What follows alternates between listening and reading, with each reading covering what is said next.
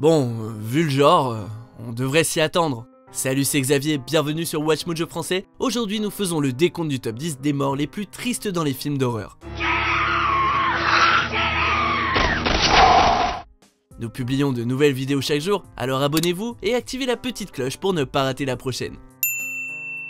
Pour cette liste, je vous propose de passer en revue les morts les plus déchirantes de l'histoire des films d'horreur. Alors, c'est évident, mais je le précise quand même, faites attention aux spoilers.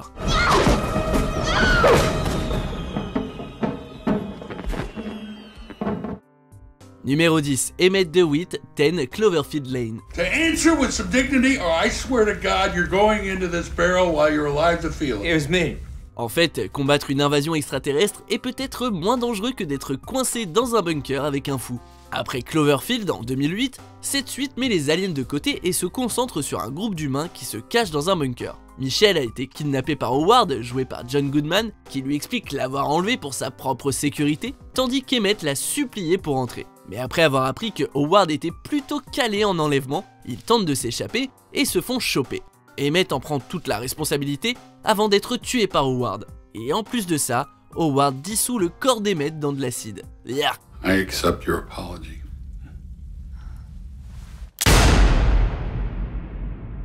Numéro 9, Dick Hallorann, Shining. She called it Shining. And for a long time, I thought it was just the two of us that had the shine to us. L'hôtel Overlook n'est pas super sympa avec les gens qui ont le Shining. Dick Hallorann apparaît à plusieurs occasions dans l'œuvre de Stephen King, et la plus célèbre apparition n'est autre que celle de Shining. Si l'auteur la déteste, l'adaptation de Stanley Kubrick est considérée comme un classique. Hallorann est un chef adorable qui, comme Danny, possède des pouvoirs surnaturels. Après avoir été prévenu par Danny via le Shining que l'hôtel partait complètement en vrille, Hallorann se précipite dans l'Overlook et tente d'aider. Malheureusement, ça ne marche pas très bien pour lui.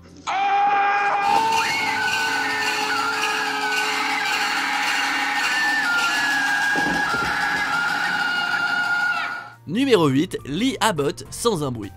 Si la mort du jeune Beau est un coup dur, on ne le connaissait pas vraiment avant qu'il soit arraché à la famille Abbott et à nos écrans. Du coup, parlons plutôt de la mort du patriarche, Lee, qui aime et protège sa famille. Dans un monde post-apocalyptique où le son attire des monstres aveugles qui tuent les êtres vivants, à la fin de Sans un bruit, Lee fait le sacrifice ultime en tentant d'attirer l'attention de l'une des créatures afin qu'elle ne poursuive pas ses enfants.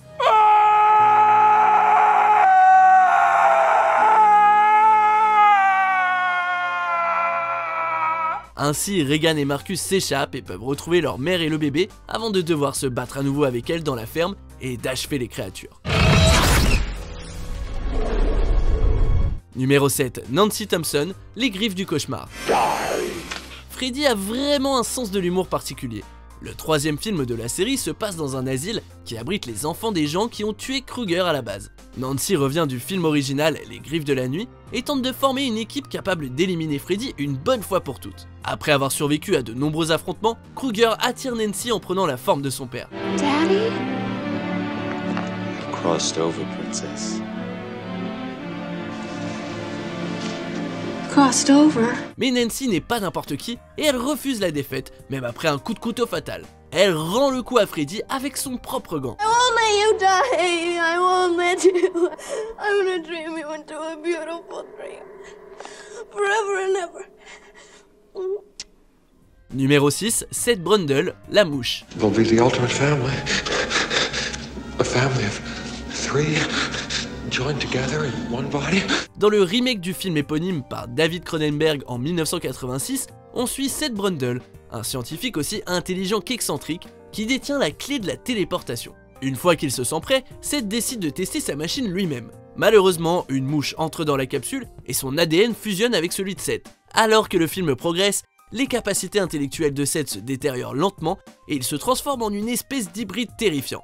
Prêt à tout pour survivre, Seth tente de fusionner avec sa copine enceinte, mais il finit par fusionner en fait avec un cadre en métal et demande à ce qu'on ait pitié de lui et qu'on l'achève.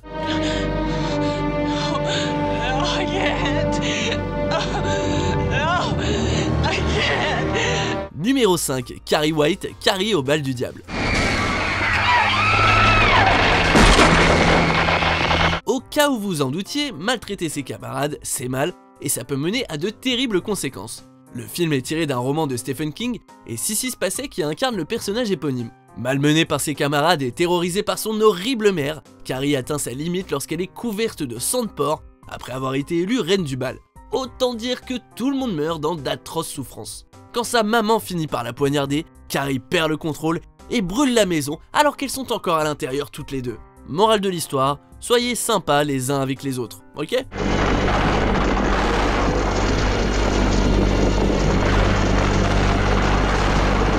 Numéro 4, Samantha, je suis une légende. Amis des animaux, regardez ailleurs pendant cette entrée. Le docteur Robert Neville pense qu'il est le dernier humain sur Terre et il passe des jours et des jours à tenter de guérir le virus qui a tué la majeure partie de la population et transformé les survivants en mutants vampiriques. Alors qu'il n'y a plus d'humains dans New York, Neville se prend d'affection pour un chien qui appartenait à sa fille qui l'aide à combattre la solitude. Un jour, Neville est pris dans un piège et Sam le défend contre les infectés. Si elle réussit à les repousser, la chienne est mordue et doit être achevée par Neville qui l'étrangle, histoire de rendre la scène encore plus sympa. Numéro 3, tout le monde dans la voiture, Myst. Voilà pourquoi il ne faut jamais se précipiter. Myst tourne autour d'un groupe de survivants qui se rassemblent dans une épicerie à cause d'un brouillard mystérieux qui regorge de créatures tuant les malchanceux qui y sont exposés. Le film se termine lorsque David, son fils et quelques autres survivants quittent le magasin dans une voiture avant de finir par manquer d'essence. Au lieu d'être dévorés vivants, ils décident de se suicider par balle et laissent à David le soin de le faire. Une fois que tout le monde est mort en dehors de lui, puisqu'il n'a plus de balles, l'armée américaine débarque et nous montre qu'elle a vaincu les aliens. 5 minutes ont littéralement fait la différence entre la vie et la mort.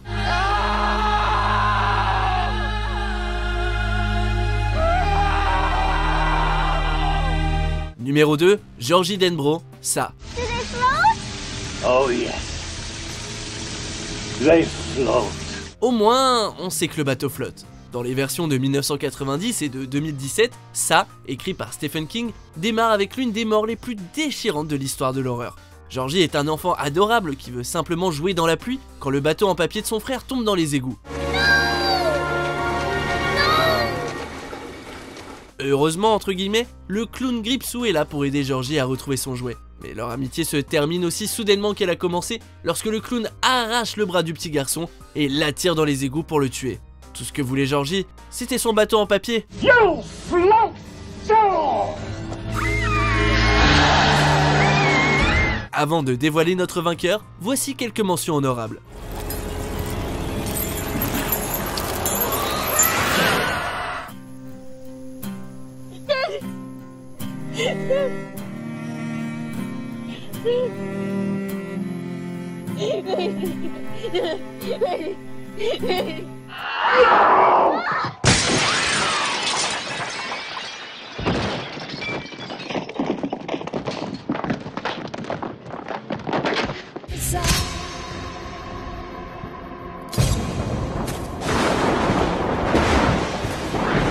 Numéro 1, Gage Creed, Cimetière.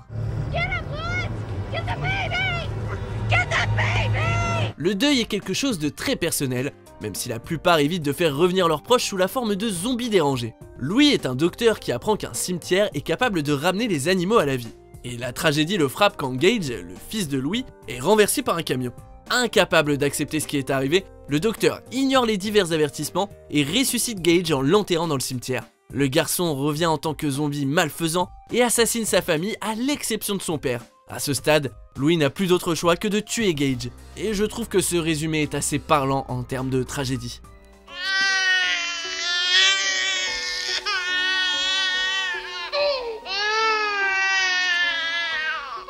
Vous êtes d'accord avec notre sélection ? Jetez un coup d'œil à ces autres super vidéos de WatchMojo français et n'oubliez pas de vous abonner pour être au courant des nouveautés.